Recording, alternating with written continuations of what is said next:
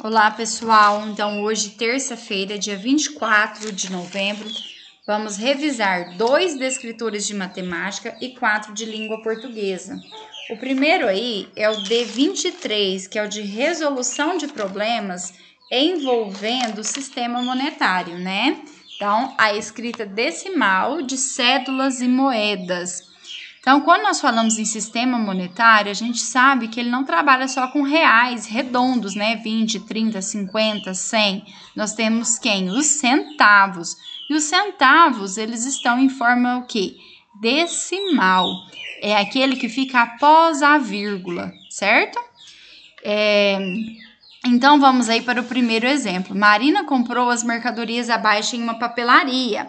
Quantos reais ela pagou por essa compra? Então, vem aí uma caderneta, né, uma agenda, R$ 8,30, um lápis, R$ 1,50, uma cola, R$ 2,60. Então, quando eu tenho aqui esse problema com o sistema monetário, nesse caso aqui, vem me falando o quê? De uma adição desses valores. Quando eu vou fazer essa operação com números decimais, ou seja, que tem essa vírgula, né? O que eu tenho que sempre lembrar na adição e na subtração? Que a vírgula tem que ficar embaixo de vírgula. Então, eu fui adiantando e coloquei esse quadro aqui ao lado e coloquei os valores, né? Que são apresentados aqui para a gente fazer a adição. Então, 0 mais 0 mais 0, 0. 3 mais 5 mais 6, 14. Deixo o 4 e levo 1. 8 mais 1, 9. Mais 1 mais 2, 12. Então, temos aqui 12,40. 12 inteiros e 40 centésimos. Por que centésimos? Porque são 2 casas após a vírgula, relacionada aos 100, centésimos.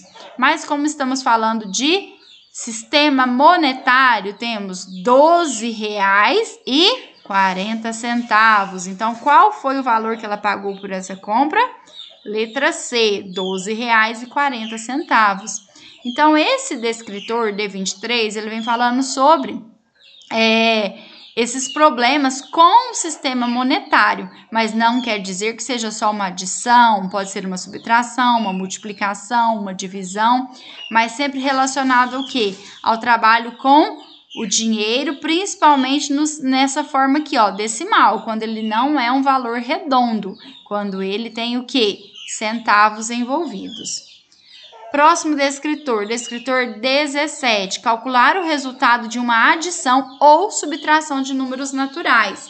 Então, na adição abaixo, alguns algarismos foram cobertos com símbolos. Então, nós temos aqui uma adição, em cada uma das casas aqui, né, teve um número coberto, e a gente tem que descobrir quais são eles, para depois a gente somar eles e descobrir qual que é o resultado, certo? Então, vamos lá? Que número que eu vou somar? 5 mais 4, e aqui deu um resultado 5. Mas será que esse resultado aqui é um 5 ou ele é um 15? Ele tem que ser um 15, né? Porque 5 mais 4, 9. Então, né, já passou aqui o valor 9. Então, ele vai ser o quê? 15. Então, qual que é a operação inversa da adição? Não é a subtração? Então, é mais fácil. Eu sabendo que aqui vai ter que dar 15... eu subtrair por 4 e por 5, ou já por 9, porque eu sei que 5 mais 4 são 9. Então, 5 mais 4, 9. Vamos subtrair pelo 15. 15 menos 9, nós temos o resultado 6, certo? Bom, então, já descobri a primeira bolinha. Será que está correto? Vamos somar? 6 mais 5, 11. 11 mais 4, 15, né? Que aí deixou o 5 e elevou 1. Agora, vamos somar. 7 mais esse 1 elevado, 8. 8 mais 5, 13. Bom, então, se fosse, né, só para me colocar o resultado direto aqui, iria colocar o 3 e elevar o 1. Agora, que número será que está representando aqui esse número 1? 11? 11 não é, né? Porque só o 7 mais o 5 mais o 1 elevado já deu 13. Então, o que vai ser? 21. Então, vamos pensar? 21 menos 13. E eu vou obter o número 8. Então, esse asterisco aqui tem o valor de 8. Vamos confirmar? 8 mais 1 elevado, 9. 9 mais 7, 16. 16 mais 5, 21. Deixo 1, elevo 2. Agora 3 mais 2, 5. Mais 1 aqui, 6. O resultado tem que dar 7. 7 menos 6, 1. Será que esse número escondido aqui no triângulo é 1? Vamos pensar? Então, 3 mais 2 elevado, 5. Mais 1 aqui, 6. Mais 1, que é o número escondido, 7. Deu o resultado 7 aqui. Então, pode ser que esteja correto. Só que o problema não quer saber só quais são esses números. Ele quer saber o quê? O valor do asterisco, mais o valor do triângulo, mais o valor aqui dessa bolinha. Então, qual que é o resultado? 6 mais 8 mais 1. Aí, eu vou somar tudo para ter o meu resultado, que vai ser 15, letra A.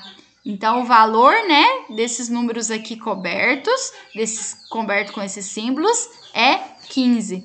Então, essa questão teve uma similar no simulado do mês de setembro, né? Do bimestre passado. Então, eu achei importante colocar aqui, até uma forma até de revisar aquela questão, né? E também de tirar a dúvida. Então, o que você tem que ter sempre atenção se vier novamente dessa forma, né? Que você tem que levar que às vezes teve um recurso, que às vezes sobrou uma reserva e você teve que levar, né? Porque aqui estamos trabalhando com uma adição, né? Então, vai ter o que? Reserva. Mas pode ser que seja uma subtração. Então, ter esse cuidado para poder descobrir quais são os números aí que estão escondidinhos atrás dos símbolos. Agora, língua portuguesa, D4, o descritor 4 é de inferir uma informação implícita. Ontem revisamos, então, a informação explícita, aquela que está ali declarada, né? E essa ela fica um pouquinho mais escondidinha, que exige o quê? Maior leitura, maior interpretação. Então, vem ali, observe o cartaz abaixo. Então, nesse daqui, exige maior leitura, né, para compreender. Então, vamos observar o cartaz abaixo. Esteja de bem com o meio ambiente, ele merece. E aí, vocês analisam a imagem, né, tem uma mão aqui, né, um braço, uma mão humana, apertando o quê? Um similar aqui, é um braço e uma mão também, mas uma árvore.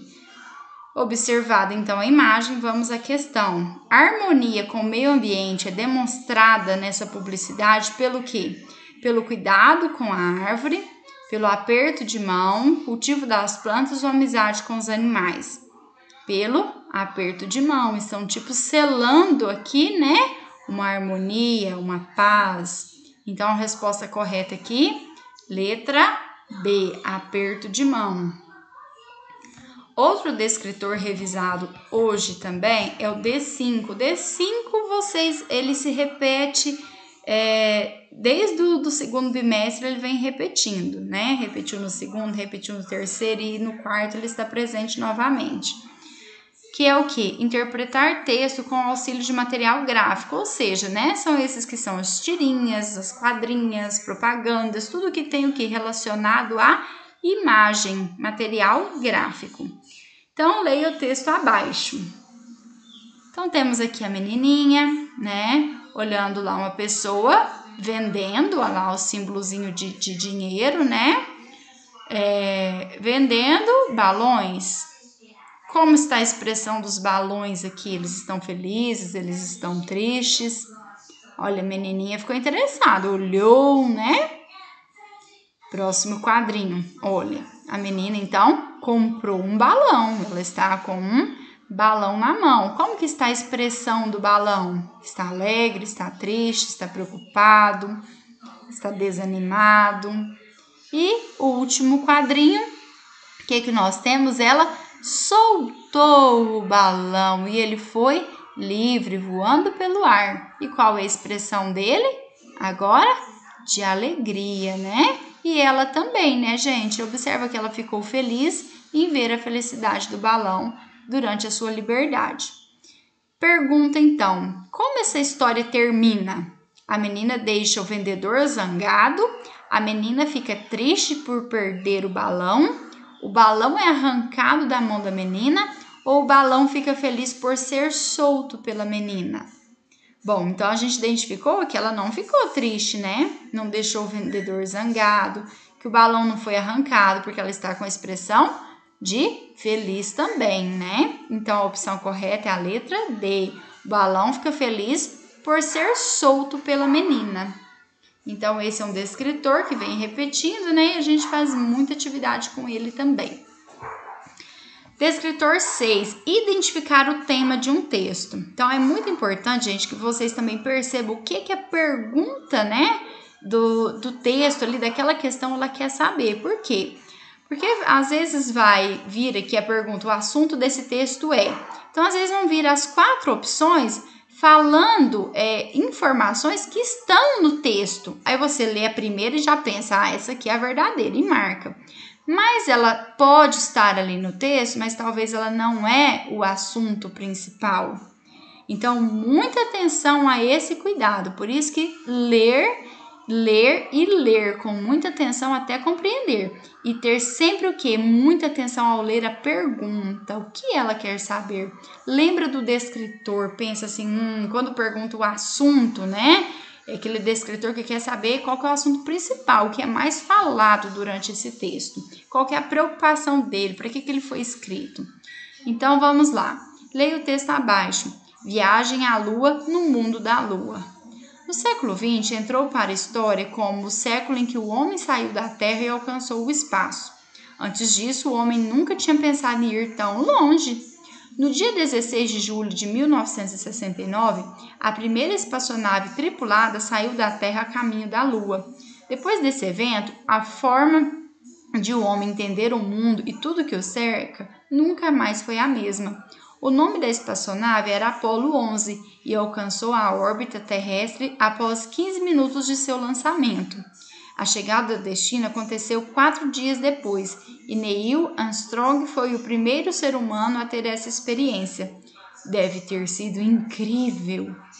O assunto desse texto é o quê? A chegada do homem à Lua, a importância do século XX, a velocidade atingida pelo Apollo 11, a vida de astronauta Neil Armstrong. Qual que é, então? Então, olha, lembra o que eu falei no início? Que elas podem vir opções que estão sendo citadas no texto, mas não são o assunto principal. Fala sobre o século XX? Fala, olha aqui no início, século XX. Às vezes você lê e pensa, nossa, essa aqui, marca. Mas não é isso.